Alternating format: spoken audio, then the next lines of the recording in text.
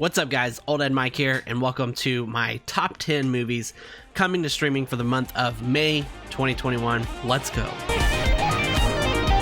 that you get attacked by a werewolf and you into the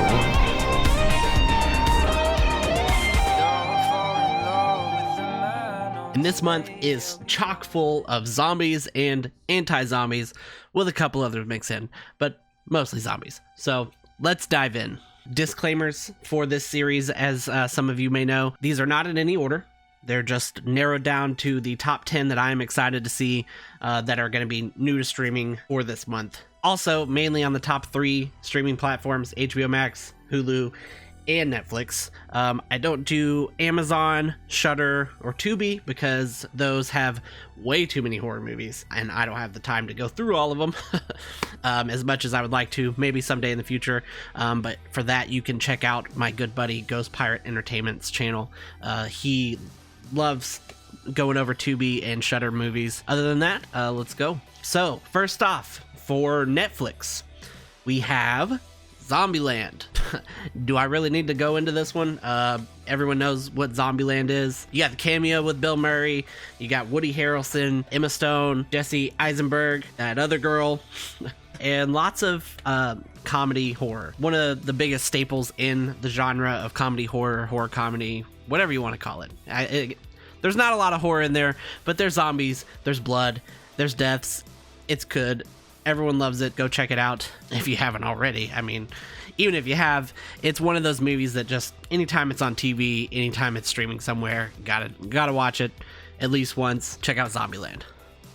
Next is Army of the Dead. This one, obviously, I haven't seen. It is not out yet. It comes out May 21st, so super excited about that. It's by Zack Snyder, who, did the Dawn of the Dead remake, which was incredible for a remake of a classic. And this one stars Dave Bautista, who is pretty much good in everything. And also looks like another horror comedy. So I'm very excited to watch this. Comes out May 21st, again, on Netflix. So definitely check that one out. Next up, and lastly for Netflix, is Stargate. Yes, it's not horror. However, does have some scary elements, considering it involves aliens, and aliens scare the shit out of me. But it is sci-fi, and I kind of bundle sci-fi very closely with horror personally. Again, because space scares me, and so. But Stargate is one of my all-time favorite movies. I actually haven't watched the series that it put out, but I know it's a little different, a little cheesier, a little more serialized, kind of like Star Trek. But anyways, the movie stars Kurt Russell and James Spader, two great actors. They find this teleportation device basically that they put together, and they're trying to figure out what it does, and it opens a portal to basically another planet somewhere else in the universe, and shows that this is where our pyramids and all that type of stuff came from, is because there was an alien who visited the planet and basically kind of enslaved people and made them build all this stuff, and they were kind of waiting for someone to open up the portal again so they could come back, and so they got to stop it. It's very cool. I love the lore in general. Again, aliens scare the shit out of me, but they also fascinate me, and a lot of this story is theories that people have about the origins of such things. So it's really interesting to watch.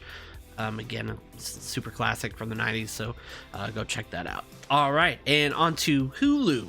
First up, another zombies one, or one of the anti-zombies one, is The Crazies. This one is another one of my favorite movies. I guess you could say I really love zombie and anti-zombie movies, and all the actors that play in these are great. You have, what's his name? Timothy Olyphant, another one of my favorite actors, super underrated. He's in a lot of B horror movies in the 2010s and such. He was also in Santa Clarita Diet. If you remember him, he's the dad. This one's just another great film about some type of radiation infection infects this small town. Everyone starts going crazy, killing each other, and so it's like they're zombies, but they're not really zombies. But it's a good damn movie. I love it so much. So if you have not seen The Crazies, definitely for sure check it out. And next up on Hulu is I Am Legend. yet another not zombie movie. These are like vampires, but not vampires. It's like they live in the dark. They're kind of like zombies, but they're not vampires, but they kind of look like vampires. I don't know. It's weird. CGI doesn't really hold up very well, but it's really, really touching story about the end of the world. And this one man, Will Smith, obviously, is trying to survive. He's got his dog. Some scary shit happens with these not vampire things. And some really sad shit happens in the movie as well. Definitely a movie that made me cry in the movie theater. That was a rough watch, but still a damn good movie. Next up on Hulu is Haunting in Connecticut. This is one I haven't watched, but I do plan on watching. I've always wanted to watch it. I'm not gonna have much to say about it, but it is I believe it's a haunting / demon possession movie. So I'm glad to see it's on Hulu. It also has the sequel too, as well. So if you've seen the first one, you can check out the second one after that as well. And on to the next, yet another zombie movie. Technically, this is actually 3 movies, but Resident Evil Afterlife, Extinction, and Apocalypse. These are all going to be dropped on Hulu this month, so I'm super excited. Yes, they're cheesy. Yes, they don't really follow the games that much, but it's a good popcorn to sit down and watch and have fun and watch hot-ass Mila Jovovich kill zombies. I mean, what more could you ask for? Also, Afterlife and Extinction are going to be on Netflix, but I chose to put them in the Hulu section because this Hulu is getting Apocalypse, where Netflix is not. At least, not from what I could find. If you want to go relive those early 2000s of cheesy zombie horror action flicks, go watch Resident Evil.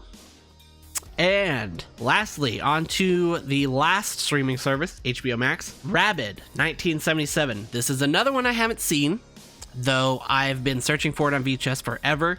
It is a semi-classic, though I haven't seen it, so I can't say much on it. But it is another anti-zombie movie, kind of close to the Crazies or 28 Days Later, where this girl gets like infected, her blood gets infected, and when she attacks people, they turn into infected people, and so on and so forth. So similar to 28 Days Later in that style, and it's also made by David Cronenberg. So he's kind of a big deal if you haven't heard of him. So go check that out if you want something a little more classic. This is definitely one of those. Second for HBO Max is Darkness from 2004. This one is, I haven't watched it in a while, but I have kind of a thing for early 2000s haunting movies. I really, really enjoy early 2000 haunting movies. They're a little cheesy, a little on the nose. You know, you got 13 Ghosts, Ghost Ship, House on Haunted Hill. This one is a little more confined, a little more classic style in the, you know, family moves into a house instead of the other 3 that I mentioned that are, you know, involving entire parties of people.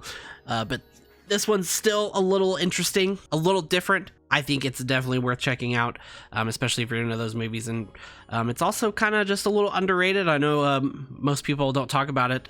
It was kind of big when it came out in 2004, but go definitely check that one out. And last but not least, for HBO Max and the list as a whole, Cursed from 2005. This is another Jesse Eisenberg film, also starring Christina Ricci, great actress, directed by Wes Craven of Scream and Nightmare on Elm Street fame. This one is another underrated film, another underrated Wes Craven film. One of my favorites. I have a huge thing for werewolves. I named my kid Lucian after Underworld, you know, so big werewolf fan. This one's a little different take. It's still got that Wes Craven feel of like Scream. It's got the it's dark visually, but with like hints of comedy here and there. Any other description? Yeah, she's much like 5'7". She's got a bony ass, and fat thighs, and bad skin.